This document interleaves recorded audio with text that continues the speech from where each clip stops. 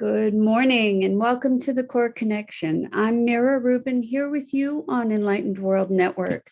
And today's topic is loss. We get to look at the dynamics of loss and the stories we tell ourselves that make the hurt and pain deeper and those that ease our suffering and promote our healing. So before we get started, let's take a minute or two to get present. Let's take a deep breath in through your nose and hold it. And imagine clean, crisp oxygen flooding into your lungs, flowing into your bloodstream, nourishing all your cells, all your organs, and bringing vital life energy to your body and being. And now let's take another deep breath in through your nose and hold it. This time, imagine brilliant bright light lighting you up from the inside out, electrifying and illuminating all your cells, all your electrons, all your molecules, and lighting you up from the inside out. And as you exhale any tension, any stress, negativity, fatigue. And now let's just gently press our palms together. Very softly, softly, softly rub your fingers against your palms to feel the deliciousness of that wonderful sensation, bringing you present right here, right now. Welcome, welcome, welcome. So today's topic is loss. And yeah, I didn't intend to cry. I didn't know how this was going to be today. Yesterday was my birthday, and Maggie flew away. I don't know.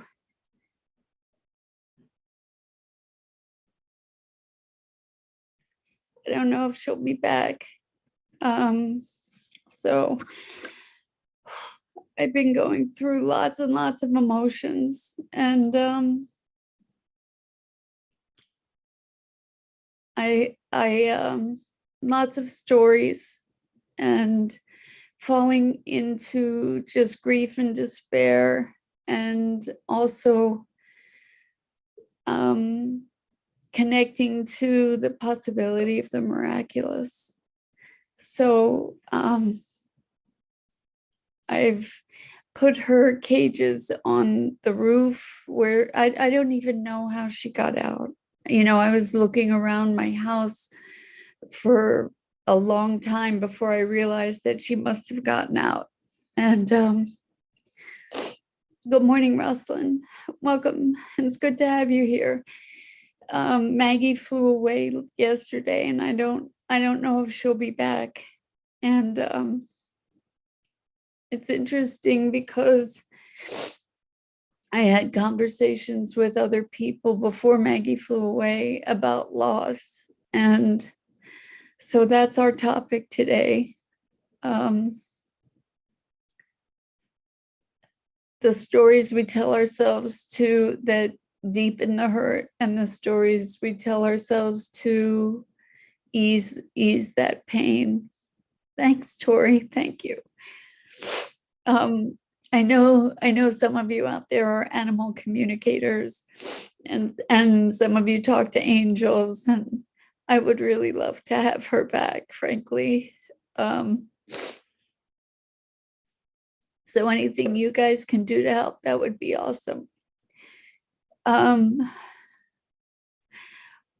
real tremendous gift yesterday was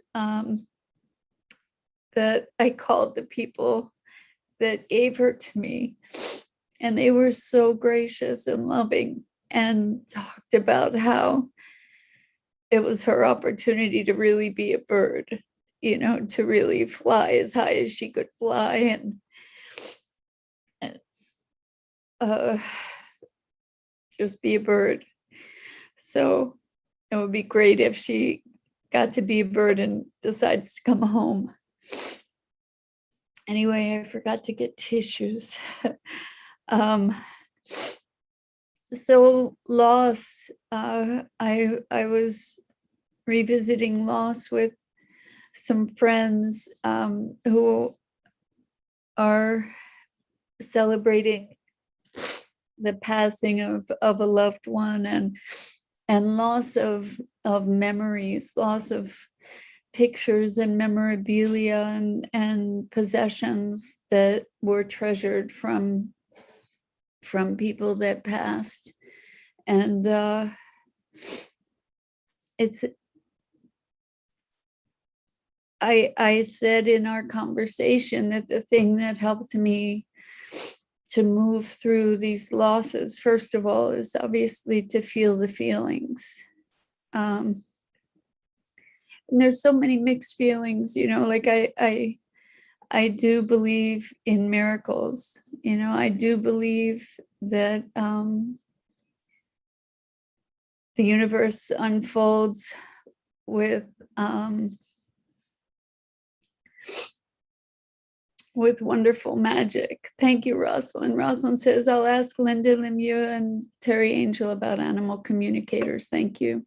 Thank you.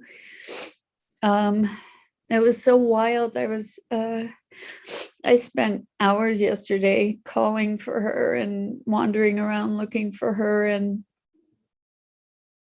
And at one point I was sitting on the roof, and there's thank you, Bernadette. There's a telephone wire that traverses the roof, and this little bird, it was some kind of finch with a bunch of red on it, like a splotchy little red finch bird, came and literally talked to me for more than a minute, you know, just was chattering to me. And we just sat there, and I was talking to the bird. Oh, wow. So I think a time of loss is a time of stepping between dimensions, you know, between one life and another, between life as somewhat predictable, right? Somewhat reliable, and a change that we haven't yet oriented ourselves to. So a time of loss is a time of redefinition and reorienting ourselves, right, to new circumstances. And right now for me, it's an unknown, because I still hold out the possibility that she may be back. Thanks, Bernadette. Bernadette says, I wish I could give you a hug. We lost our mama cat this week after 16 years. I feel your loss. Bernadette, I'm so sorry for your loss. I know how, for me, animals have been my best friends pretty much throughout my whole life. And so I'm sure I give voice to the grief that so many of you are feeling or have felt over lost loved ones. Thank you so much, Tori. Thank your cat as well for the hugs.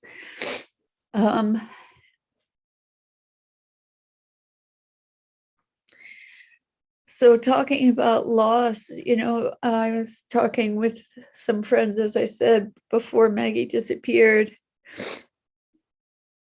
And it was over loss of things that represented memories, and also loss of dear people and loved ones. And I think that in all circumstances, we are meaning-making machines. You know, that's what human beings do, is we make meaning. And so thank you, Bernadette. Bernadette says she has a major bird connection. Yeah, me too. And thank you for your wishes. I kind of lost my train of thought there. But we're meaning making machines, and it was such a blessing, as I said, when I called the people who gave Maggie to me, that they said, well, she's getting her opportunity to really be a bird, and to really fly free and go higher than a ceiling, and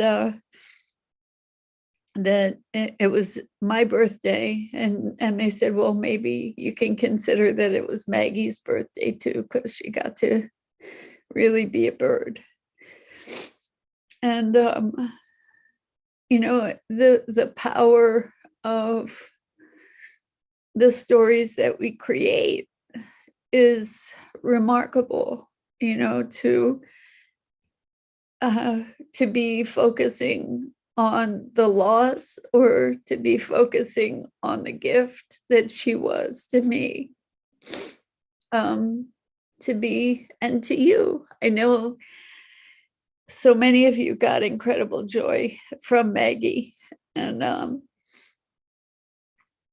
maybe she'll be back. See, so this is where we can make ourselves crazy, right? Like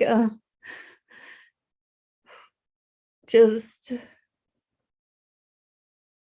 bounce with the unknown, right? So I don't know if she's still alive. I don't know if she's okay. I don't know if she's coming back. I don't know if she's gone. And so, it's interesting too. I was reading a book called Beyond Biocentricity, and it was talking about the double slit experiments with light, and that proved that life is both light is both particle and wave, and that it's our observation of it that shifts its existence, that actually brings it into manifestation as particle or light, or that brings something into existence. And we've been talking about how reality may be created by a network of observers. And so it's interesting, because in this moment of unknown place for myself regarding Maggie, it's a matter of what reality is going to materialize, and the uncertainty is, like when somebody or someone, some situation disappears without closure.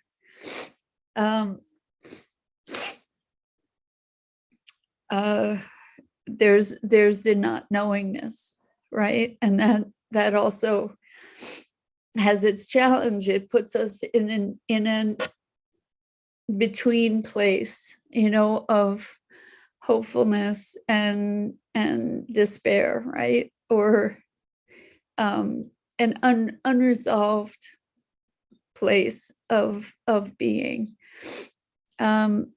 Grace Isis, thank you so much for being here. And thank you for your prayers. So Grace Isis says, sweet loving soul, I lift you up in prayer and positive energy. Yes, love birthdays. Wish her to, and revel in the memory and attention to your dreaming, sending you so much love and light. Thank you, Grace Isis. Thank you. Rosalind says, right, it's hard, Mira, because there is loss, but you're wondering if she's just lost and then worry if she's okay. This must be so hard. I'm worried too. Well, I don't want to, thank you, Rosalind. I don't want to be projecting worry.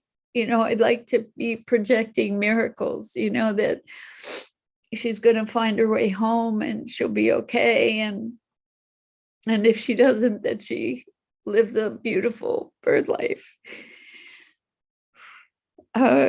Thank you, Grace. Isis says a tear wrapped in pink love for Maggie and you. Thank you.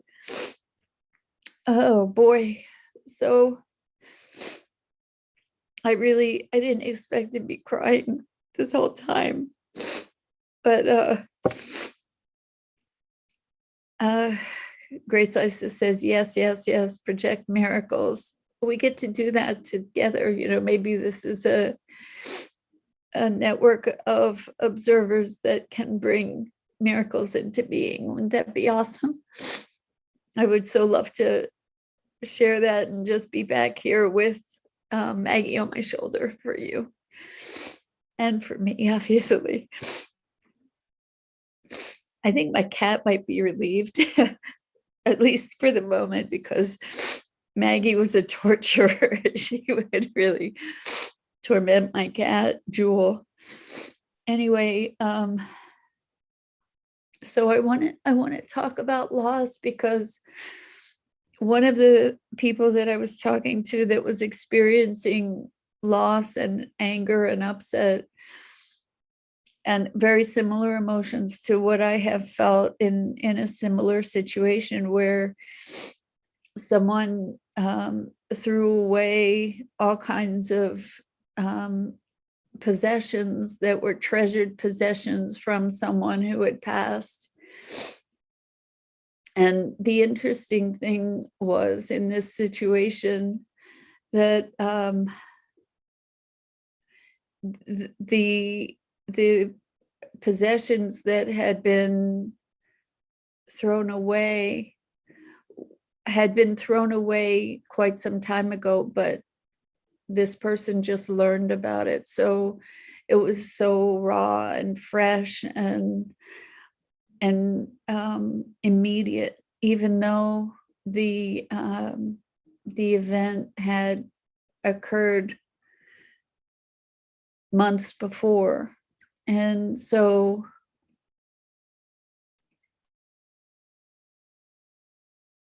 the stories that we tell ourselves, you know, to generate more pain, to generate more sadness or suffering,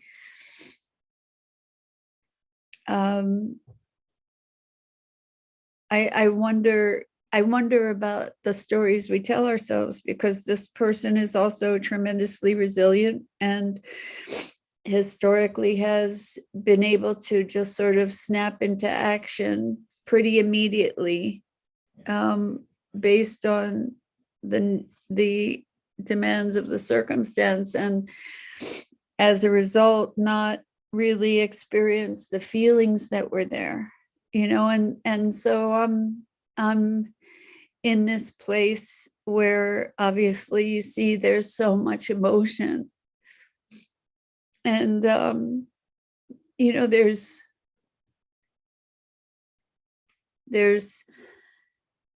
fear, there's possibility, there's sadness, there's loss, there's grief, there's hopefulness, you know, there's fear for her well-being,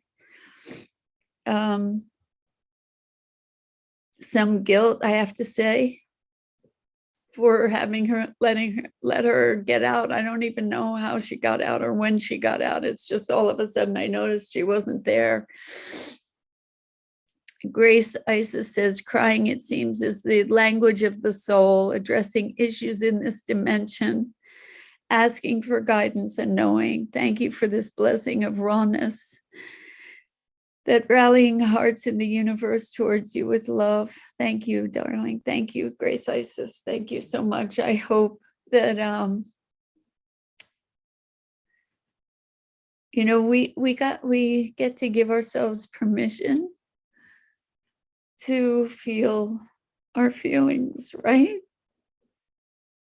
And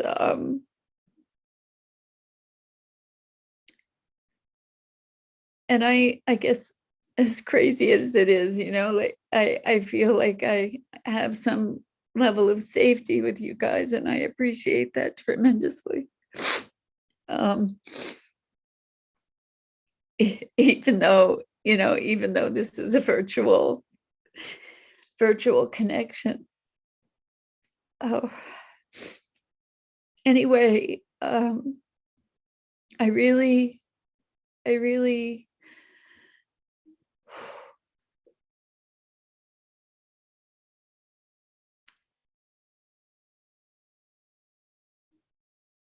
acknowledge all of you for your willingness to be present to your emotions in your own lives as they show up, like sometimes we get caught in our stories, right? We get caught in our stories about the meaning of things. And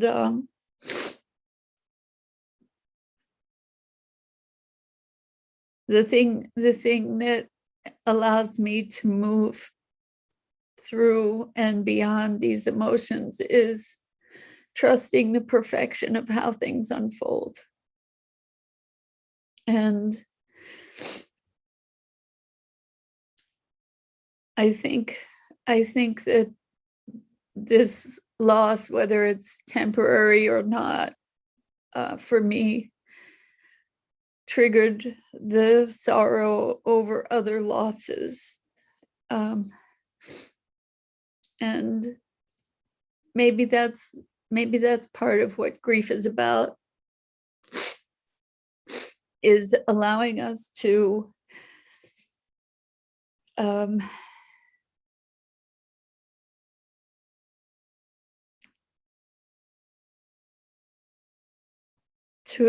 it's such a backwards thought, right? But in this grief that I'm feeling at the moment, what's also been coming up is the other losses. And maybe in a very backward way, it's allowing me to honor and remember. I would so much prefer to remember and enjoy, though, to remember these other people, these other beings, these other beloved pets. I would prefer to remember them in joy. Yeah, so it's fascinating to me how we can hold so many emotions all at once, to hold love and grief and hope and presence, all at the same time, to be in the place of possibility and the place of gratitude and appreciation, to have that all occurring all at once. It's like all these flashes, maybe they don't all occur all at once, but they occur in this rapid fire sequence, right? So thank you, Tori, who says stay strong, and Christina says we are humans meant to have all of the human feelings. We are here to be on the earth and have an earthly human experience. Some get caught up in ascending to a different experience when we are here as humans. So much love and holding space for you. Thank you, Christina. And thank you, Elaine, for the blessings. So I think I'm going to call it a day. I'm so grateful to you for your support and your love. And let's see what we can do about manifesting miracles, shall we? I have one particular miracle in mind, and would so love to have Maggie find her way home healthy and whole. And anyway, I just so appreciate your support and your love and being here together with me. So lots of love to you. Thank you.